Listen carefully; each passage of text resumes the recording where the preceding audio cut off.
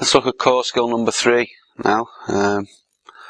Following on from the jab, the next most common punch that we use is the straight backhand. Now, some call it the right cross. If you're an orthodox, it's the right hand. But you can see why we call it the backhand again, because it's, of the two, it's the one that's held further back. It is a power shot, the backhand. It's a straight punch. Whereas the jab is very easy to develop into a straight shot. There's much more work involved in generating the straight line power that you need for a backhand. Okay, when a backhand is thrown, it's intended to be a power shot. When hooks are thrown, they can generate their force by whipping round, and they have a different dynamic in terms of the kind of impact they have on the target when they land. A straight right hand has to generate the power along a straight line.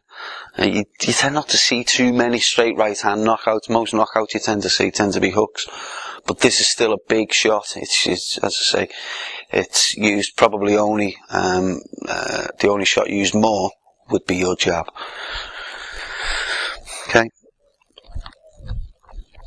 Let's imagine a steel rod going through the top of my body, out through the bottom. I can't bend like this. I have to rotate around that rod, okay, and keep my back straight. From the stance, first action to throw the backhand is a push off this back foot from the ball of my foot. And what I want to do is make sure that these hips, watch how much they rotate by my pushing off that back leg. And it's an explosive thrust.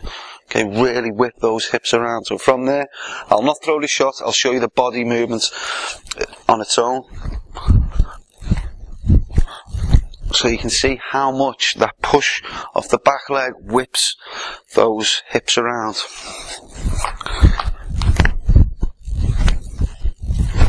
Okay, and from the side.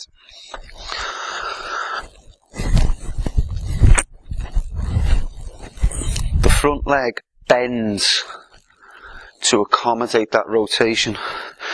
Don't allow your legs to lock out. You'll never get the kind of shot that you need. Okay?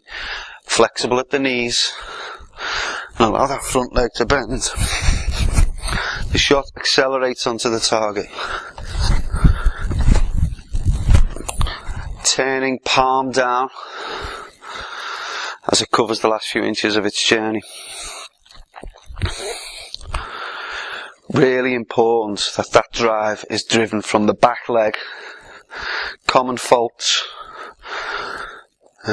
Don't drop the other hand as you throw in this one. Okay. Don't leave openings. Secondly, under rotation of the hips.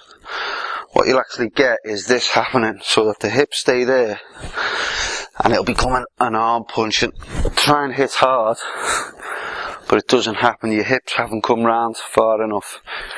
Your hips start, if you imagine the face of a clock on the floor, this hip starts at about 5 o'clock. It'll end up at about 2 o'clock. So it's come quite a way around. Really rotated around. An added benefit of making sure you get that rotation. You pick up a fixed point in the background here. Here's the shot without rotation. Watch how much further that shot goes when I rotate the body. Okay, it's probably 2, 3, 4 inches maybe. Makes all the difference in a boxing match. It makes all the difference in terms of generating power to strike the bag. So make sure that those hips are driven round and that you're not leaning over, okay? It's about rotation, it's not about driving the weight forward. Okay, that's the backhand, core skill number 3. Really important shot. Get it right. Make sure those hips rotate.